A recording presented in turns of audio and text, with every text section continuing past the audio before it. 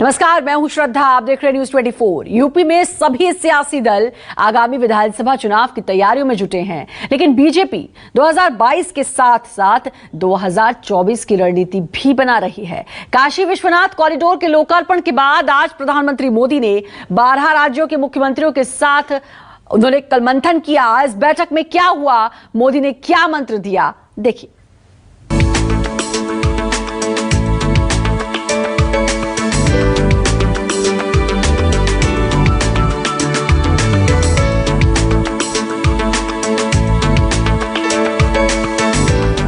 जब हम बनारस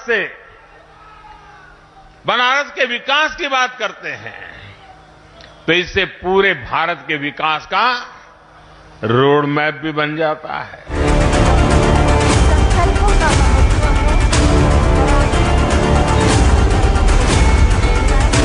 वैश्विक मंच पर भारत की परंपरा और भारत की संस्कृति और भारत की सभ्यता को जो मान्यता आज प्राप्त हुई है, उस पर हर भारतवासी गौरवान्वित है।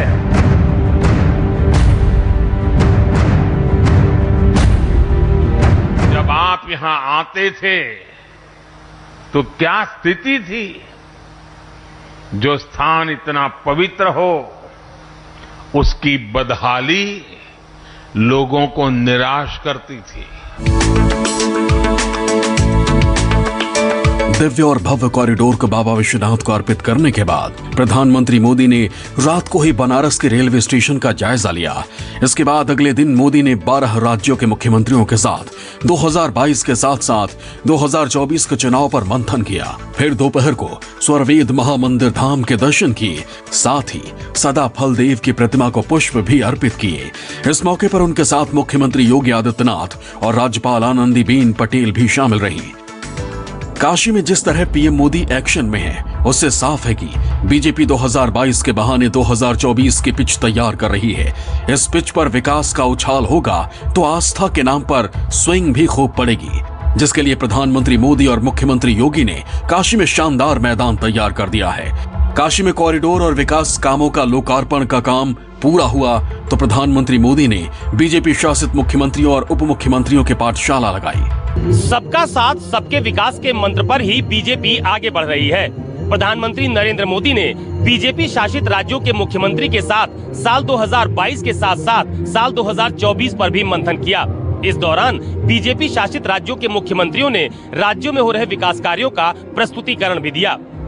करीब 4.5 घंटे तक चली प्रधानमंत्री की पाठशाला में यूपी के मुख्यमंत्री योगी आदित्यनाथ, एमपी के सीएम शिवराज सिंह चौहान, उत्तराखंड के मुख्यमंत्री पुष्कर सिंह धामी, हिमाचल के सीएम जयराम ठाकुर, अरुणाचल के मुख्यमंत्री पेमा खांडू, असम के सीएम हेमंत बिस्व शर्मा, गोवा के सीएम प्रमोद सावंत, गुजरात के मुख्यमंत्री भूपेंद्र पटेल, हरियाणा के सीएम मनोहर लाल खट्टर, कर्नाटक के बसवराज बोम्मई, मणिपुर के एन बीरेन सिंह और त्रिपुरा के सीएम विप्लव देव समेत बीजेपी शासित प्रदेश के डिप्टी सीएम और संगठन के पदाधिकारी, प्रभारी और सह प्रभारी भी शामिल रहे। इस बैठक में प्रधानमंत्री मोदी ने मुख्यमंत्रियों को जो मंत्र दिए, उनमें सबका साथ सबका विकास के सपने को धरातल पर लाएं, संगठन में सभी के बीच संवाद जारी रहे, संकल्प से सिद्धि के साधक योगी बने,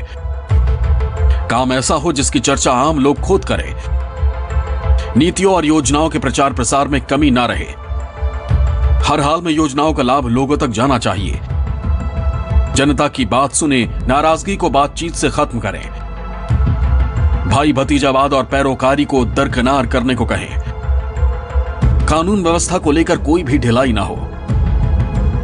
आप काशी से जब जाएंगे तो नए विचार, नए संकल्प, यहां का आशीर्वाद, यहां के अनुभव कितना कुछ लेकर जाएंगे। लेकिन वो दिन भी याद करिए जब आप यहां आते थे तो क्या स्थिति थी? जो स्थान इतना पवित्र हो, उसकी बदहाली लोगों को निराश करती थी। लेकिन आज ये परिस्थिति बदल रही है। सूत्रों से मिली जानकारी के मुताबिक इस पाठशाला में प्रधानमंत्री ने योगी सरकार की तारीफ करते हुए सभी मुख्यमंत्रियों को नसीहत दी कि अगर पक्के मन से कोई काम किया जाए तो उसे पूरा होने से कोई नहीं रोक सकता। ये पता चला है कि सभी मुख्यमंत्रियों ने अपने राज्यों में कराए गए विकास कामों का प्रस्तुतिकरण दिया। साथ ही यूपी समेत 5 राज्यों में होने वाले चुनाव की रणनीति पर भी चर्चा हुई। देश का मंत्र है सबका साथ, सबका विकास, सबका विश्वास। मैं मेरा के स्वार्थ से ऊपर उठकर आज देश सबका प्रयास के संकल्प से आगे बढ़ रहा है। सब जानते हैं कि दिल्ली का रास्ता यूपी से होकर गुजरता है, इसलिए आगामी विधानसभा चुनाव को ध्यान में रखते हुए प्रधानमंत्री मोदी और बीजेपी यूपी से ही 2024 का रास्ता बनाने के काम में लगे हैं। 2022 को 2024 का सेमीफाइनल माना जा रहा है। शायद इसीलिए प्रधानमंत्री नरेंद्र मोदी का पूरा फोकस पहले सेमीफाइनल जीतने पर है। भले ही प्रधानमंत्री मोदी वाराणसी में बैठकर बीजेपी शासित राज्यों के मुख्यमंत्रियों और संगठन के पदाधिकारियों की बैठक ले रहे हो, लेकिन उनकी रणनीति साल 2022 तक सीमित नहीं है, बल्कि साल 2024 में सियासत में बड़े बदलाव का संदेश भी देती है। प्रधानमंत्री मोदी और टीम योगी यूपी में तमाम विकास योजनाओं की सौगात देने के साथ साथ 2022 की बिसात तो बिछा रहे हैं, लेकिन आखिरी फैसला वोटर्स को करना है। ऐसे में देखना यह है कि पहले 2022 फिर 2024 की परीक्षा में बीजेपी कितने नंबर से पास होती है। अशोक तिवारी के साथ मनोज पांडे, न्यूज़ 24, वाराणसी।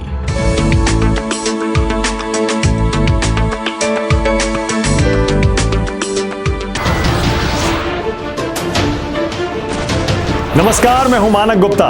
अगर आपको हमारा ये वीडियो पसंद आया हो तो इसे लाइक और शेयर जरूर करें, और हाँ, हमें सब्सक्राइब और फॉलो करना ना भूलें ताकि आप देश और दुनिया की कोई खबर मिस ना करें। तो जुड़े रहिए हमारे साथ और देखते रहिए न्यूज़ 24।